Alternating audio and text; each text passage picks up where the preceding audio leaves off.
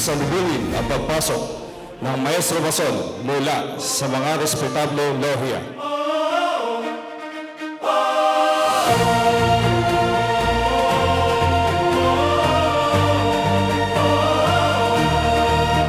Nakakatuwa ang araw na ito, pinagbuklod ang bawat isa para gampanan ang bawat tungkulin na isasagawa ngayon sa pagbibigay o pagtatalaga ng bagong pamunuan. Sa kalagitnaan, Gran Lohia Soberana del Archipelago Pilipino.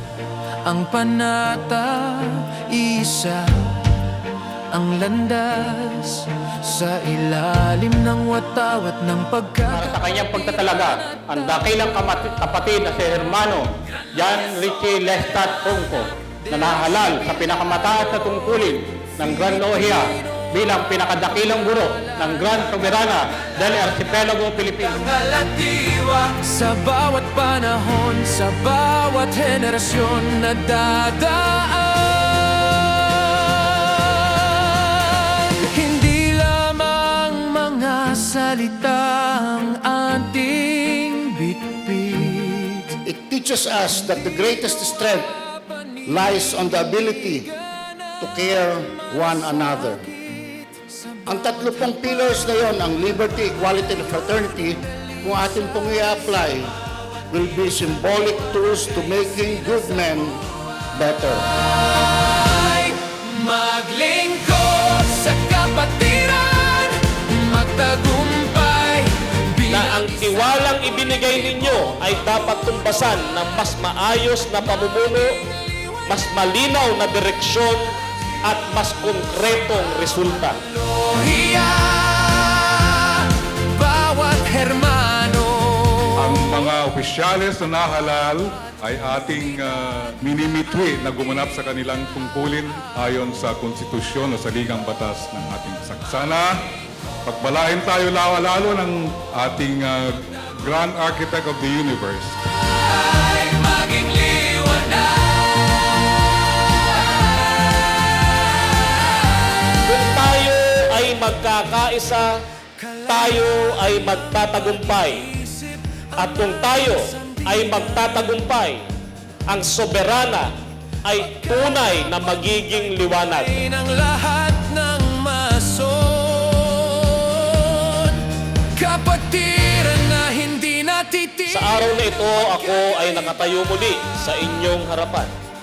Hindi lamang bilang inyong Grand Maestro, kundi bilang isang hermano na muling tinawag upang maglingkod.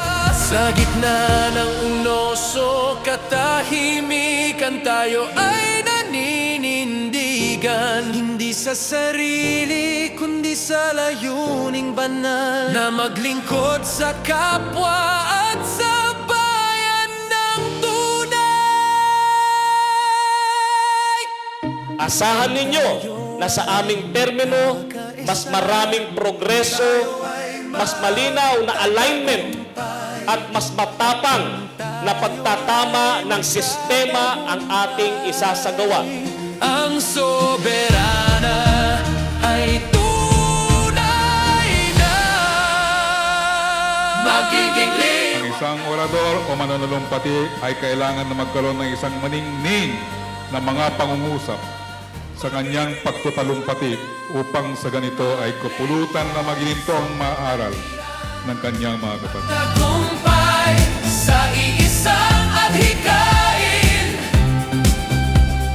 maging liwanag. Hanggat tayo ay nagkasama-sama bilang magkakapatid, ang soberana ay mananatiling matatag, makabuluhan, at walang hanggang liwanag sa landas ng sangkatauhan.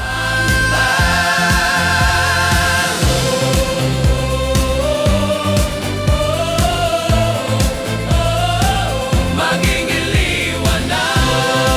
Mabuhay ang soberana at mabuhay ang masonerya.